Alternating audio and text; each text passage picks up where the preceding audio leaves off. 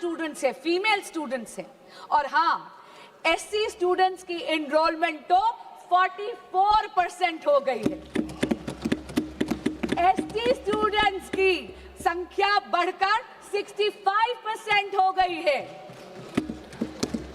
अध्यक्ष जी, ये विस्तार केवल अफसरों का विस्तार नहीं है, ये सामाजिक न्याय का विस्तार है। लेकिन मोदी सरकार ने रिफॉर्म्स को केवल इंस्टीट्यूशंस तक सीमित नहीं रखा। डिजिटाइज कर यह सुनिश्चित कर दिया कि दीक्षा के माध्यम से एजुकेशन हर बच्चे के मोबाइल फोन तक पहुंच जाए। ईट पाठशाला के माध्यम से पूरी की पूरी लाइब्रेरी अब बच्चों की हथेली में है। CUET जैसा एडमिशन प्रोसेस के लिए एग्जामिनेशन लाकर एडमिशन प्रोसेस को और ज्यादा पारदर्शी यानी ट्रांसपेरेंट बना दिया। और NEP 2020 में भारत की एजुकेशन सिस्टम को रिजिड स्ट्रीम से मुक्त कर दिया गया है। यदि कोई स्टूडेंट बायोलॉजी के साथ साथ म्यूजिक पढ़ना चाहता है तो उसको अब अपनी प्रतिभा में किसी एक सब्जेक्ट का चयन करने की जरूरत नहीं है, क्योंकि नरेंद्र मोदी जी ने यह सुनिश्चित कर दिया है कि प्रतिभा ना परिस्थितियों की अधीन होनी चाहिए और ना ही एजुकेशन स्ट्रीम्स की मोहताज। अध्यक्ष जी, जब अफसरों का विस्तार होता है तो उसके साथ साथ उन अफसरों की निष्पक्षता भी सुनिश्चित करनी अनिवार्य है। ये अमेंडमेंट बिल 2026 का यही सुनिश्चित करता है।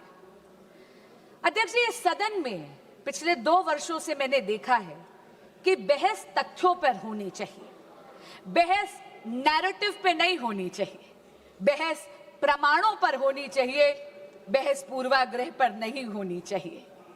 इसीलिए मैं ये जरूर कहना चाहूंगी आपके माध्यम से विपक्ष के साथियों को, सबसे पहली बात तो बेल सरकार नहीं, इस देश का कोर्ट देता है। और लोकतंत्र में judiciary is independent of the executive and the legislature.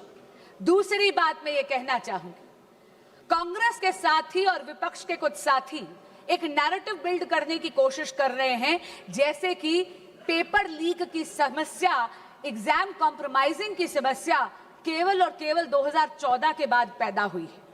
अध्यक्ष जी, मीडिया की रिपोर्टों का अगर हम सच माने तो विपक्षी दलों के जहां जहां पर शासित राज्य हैं और पिछले जब 1 दशक था, जब 2014 से पहले कांग्रेस लेड यूपीए सरकार था, तब 1 नहीं 2 नहीं बल्कि टोटल 22 बार पेपर लीक होकर कैंसिल करने पड़े। उनमें से कांग्रेस लेड यूपीए सरकार के अधिकार क्षेत्र में आने वाले 6 ऐसे एग्जामिनेशंस हैं जो सीधा केंद्र सरकार के नीचे आते थे। अध्यक्ष ji, AIIMS PG examination 2006, ICAI CPT examination 2007, CLAT 2009, Railway Recruitment Board Examination 2009, AIEEE 2011, SSC CGL Examination 2013, ये सारी की सारी पेपर लीक तब थी जब विपक्षी दल सत्ता में था, यानी कांग्रेस लेड यूपीए गवर्नमेंट थी। अब मैं राज्यों के कुछ आंकड़े आपको देना चाहूंगी। राजस्थान में जब कांग्रेस की सरकार थी तो REET, RPSC, senior teacher recruitment, police constable examination recruitment, forest guard recruitment, CHMO recruitment exams leak हुए। TMC की जब सरकार थी, पश्चिम बंगाल में टीचर रिक्रूटमेंट स्कैम में सुप्रीम कोर्ट ने 27,753 अपॉइंटमेंट्स को कैंसिल करा गया, क्योंकि उन्होंने उसमें फ्रॉड और मैनिपुलेशन पाया।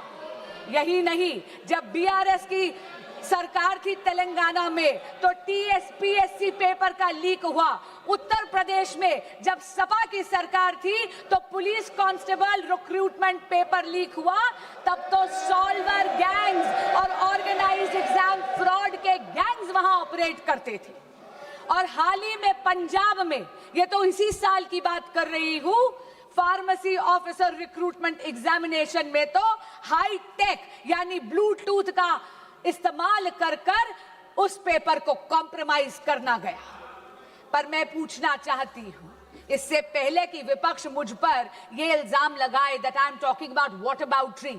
This is not about whataboutery, but I am calling out the opposition on its selective outrage. मैं पूछना चाहती हूं विपक्ष से कि अगर ये सिद्धांत की लड़ाई है तो सिद्धांत सरकार देख के बदल कैसे जाता है। मैं पूछना चाहती हूं कि अभी खड़े होकर इन्होंने तत्कालीन केंद्रीय शिक्षा मंत्री की बात करी, क्या माननीय गौरव गोगोई जी ने अभी तक पंजाब के एजुकेशन मिनिस्टर का इस्तीफा मांगा है या नहीं?